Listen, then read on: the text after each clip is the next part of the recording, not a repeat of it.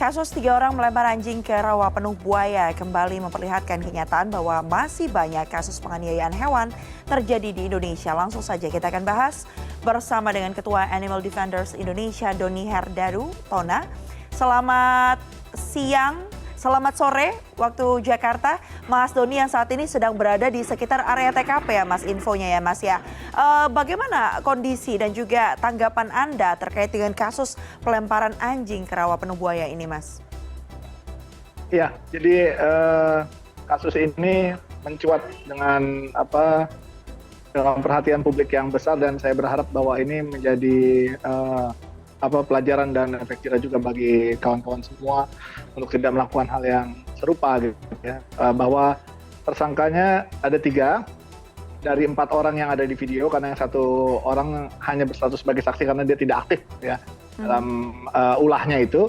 Dan perlu kita luruskan di sini, tadi saya juga bersama kawan-kawan habis berkunjung juga ke Polres Nunukan, bahwa pelakunya belum dibebaskan. Pelakunya masih diamankan di Polres dan belum dipulangkan. Oke. Karena masih dalam penyidikan. Ya, itu yang perlu diupdate. Terus kami juga sedang dalam perjalanan menuju TKP ya, yang masih butuh perjalanan lagi. Kami baru mendarat di Sebuku ya, lalu mau lanjut lagi perjalanan.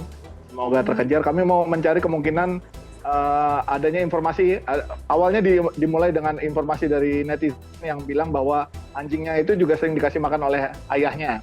Kita mau menggali kemungkinan apakah benar ini punya orang lain atau memang benar punya pelaku seperti pengakuannya. Oke, Kalau Mas. punya orang lain, dia bisa kena pasal tambahan 406 ya. 406 dan keterangan palsu nantinya. Iya, Mas Doni kan saat ini juga berada di Nunukan. Seperti yang tadi Anda sampaikan, sudah sempat juga ada komunikasi dengan sejumlah pihak terkait, begitu termasuk diantaranya pihak kepolisian. Apa saja Mas yang kemudian fakta-fakta yang mungkin harus diluruskan dari temuan-temuan yang didapat Mas Doni Herdadu dan juga teman-teman dari Animal Defenders Indonesia yang ada di sana? Iya, jadi ternyata ini bukan kali pertama mereka melakukan ini. Baik. Ini adalah kedua 3 orang ini ya Mas ya? Baik. 3 orang ini. Dengan catatan ini hasil pengakuannya, bukan hasil temuan gitu ya. Bisa saja mereka menyembunyikan. Oleh karena itu kami merasa perlu untuk bisa menyelidiki ke lapangan untuk menggali nih ada apa saja sebenarnya. Gitu. Apa sering seperti itu ya. Baik. Selain itu juga tadi ya yang disebutkan akan coba digali apakah kemudian anjing ini memang milik mereka ataupun merupakan anjing liar, begitu ya Mas? Milik orang lain. Apakah ini juga ada kemungkinan milik orang lain? Karena ada kesaksian dari salah satu netizen yang mengatakan bahwa papanya yang sering memberikan makan hewan ini, anjing ini. Kalau memang nanti tadi yang sempat disinggung sedikit begitu, ternyata ini merupakan anjing milik orang lain, berarti pasal-pasal apa saja kira-kira nanti bisa dijatuhkan begitu kepada 3 pelaku ini? Jika nanti terbukti ini adalah anjing milik orang lain, maka tersangka bisa dikenakan pasal 406 ayat 2 tentang perusakan barang atau hewan milik orang lain. Dan tentunya dia memberikan keterangan palsu nih kepada kepolisian. Nah ini itikat buruk sepertinya dari mereka. Kita coba menggali potensi ini dulu. Kalau nanti informasinya menjadi A1, kita akan teruskan kepada kepolisian. Oke, kita akan bicara secara luas terkait kasus penganiayaan terhadap hewan. Ini pasti juga menambah daftar panjang ya Mas Doni, akan kasus-kasus serupa yang terjadi di Indonesia. Ini saya ada datanya dari Asia for Animals Coalition, sejak 2020 hingga 2021 saja, Indonesia ini jadi yang paling banyak atau nomor 1 dunia mengunggah konten ya Mas, penganiayaan di media sosial. Ini bisa jadi 2 hal. Pertama yang harus kita gali, menurut teman-teman dari Animal Defenders Indonesia, apa yang kemudian membuat Indonesia masih menjadi negara dengan tingkat penganiayaan terhadap hewan ini tinggi?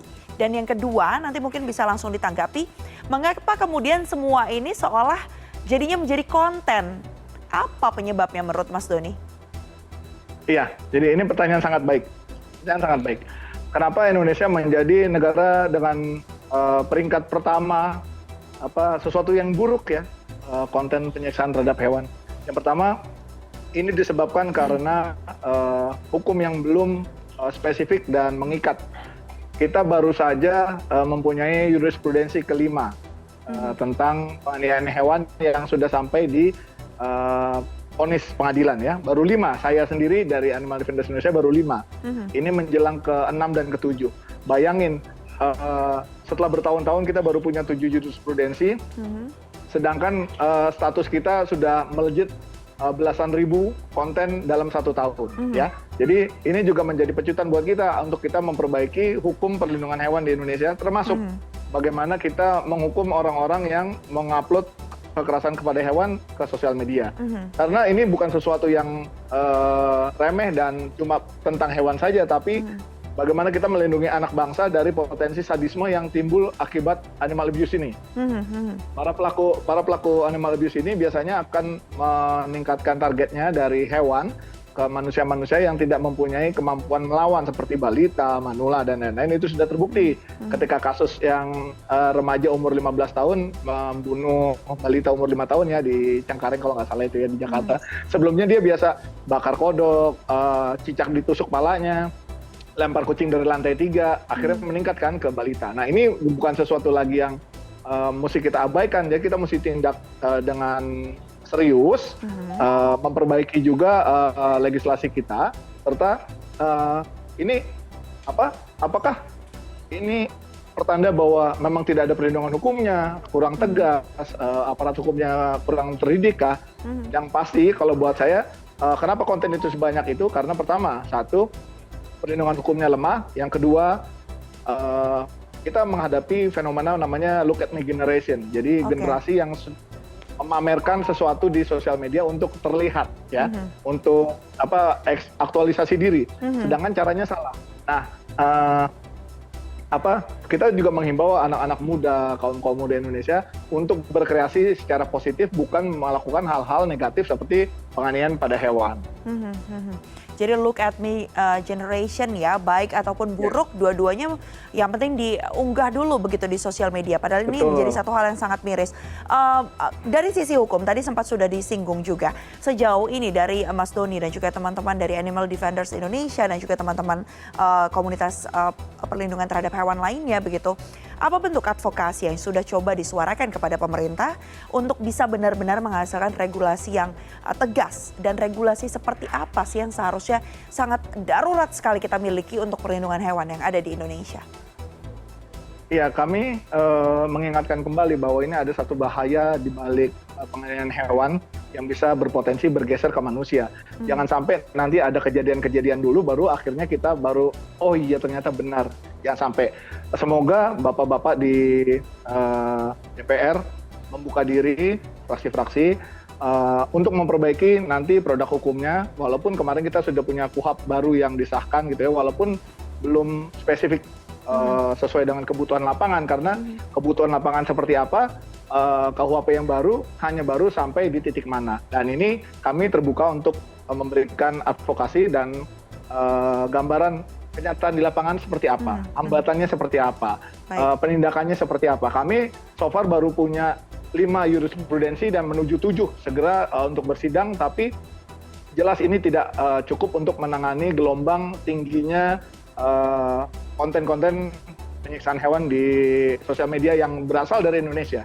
Oke, kita bicara soal tantangan. Memang kalau bicara soal tantangan ini juga menghasilkan kemudian nanti pekerjaan rumah yang besar bagi pihak pemerintah. Sejauh ini dari pengalaman yang dilakukan teman-teman Animal Defenders Indonesia, Mas Doni, apa saja kemudian tantangan yang dihadapi ketika mencoba untuk mengadvokasi, mencoba untuk melakukan penindakan, baik itu di level daerah-daerah yang ada. Karena saya juga suka melihat di sosial media, bahkan Mas Doni ini suka diserang balik nih Mas sama netizen ya, ketika melakukan advokasi itu. Gitu. Iya. Apa sih Mas sebenarnya tantangan yang paling krusial yang dihadapi? Iya, tantangan ini banyak sekali. Tapi jika kita harus merunut mana nomor 1, 2, 3 paling top, paling tinggi, itu adalah pertama, manusia masih egois ya, egosentris bahwa bumi ini, alam semesta ini ada untuk dia. Perlu diingat bahwa bumi dan seisinya, alam semesta baik-baik saja tanpa manusia nih. Bahkan ketika kita kemarin kena pandemi, bumi jauh lebih sehat karena kita banyak diem dan tidak melakukan polusi. Untuk menjadi kacamata cermin kita untuk bebenah, bahwa kita perlu lebih baik pada lingkungan, ya. Dan tantangan yang utama itu adalah ketika kita mengadvokasi ini, banyak anggota masyarakat yang merasa, itu kan cuma hewan saja, kenapa sampai saling mempidanakan? Itu kan cuma anjing, kucing. Ini bukan sekedar anjing dan kucing, tapi bagaimana kita melindungi anak bangsa dari potensi bahaya yang bernama sadisme ini. Ya, lalu tantangannya yang berikutnya adalah aparat penegak hukum yang masih awam tentang pasal 302 saat ini, ya. Namun jauh lebih baik dibanding 10 tahun lalu saat kita mulai melaporkan kasus-kasus penganiayaan hewan. Dulu saya diketawain terus, di SPKT saya diketawain. Sekarang kebetulan sosial media meluas gitu ya. Polisi ketika laporan saya sudah kenal, sudah tahu lewat Instagram, pernah ada jurisprudensi, itu jauh lebih mudah sekarang dibanding 10 tahun lalu. Saya berharap bahwa ada pembekalan dari kepolisian kepada ujung tombak di Polres, di Polsek gitu ya. Bagaimana menerima, bagaimana menelaah, bagaimana mempersiapkan kasus-kasus penganiayaan hewan untuk bisa komplit berkasnya, penyelidikannya seperti apa, dan kami siap untuk itu. Kita pernah mengusulkan ini kepada Kompolnas untuk kita membuat satu seminar yang nanti direkam dan bisa ditonton ulang sebagai pembekalan bagi Polsek, Polres di pelosok-pelosok sebagai juklak bagaimana menangani kalau ada laporan-laporan tentang penganiayaan hewan. Jadi semuanya bisa diperkaya kapan saja dan tidak ada lagi meremehkan laporan-laporan tentang penganiayaan hewan ini. Begitu, Mbak. Intinya adalah satu hal yang harus dipahami semua orang bahwa perlindungan terhadap hewan ini harus juga dilakukan oleh semua pihak ya. Jangan justru kita menjadi pihak-pihak yang melakukan penganiayaan terhadap hewan. Karena lagi-lagi tadi ada dampak domino efeknya yang banyak ya terkait dengan sadisme, menjaga kemudian ekosistem yang ada, dan itu semua harus saling berdampingan antara manusia, hewan, dan juga alam semesta.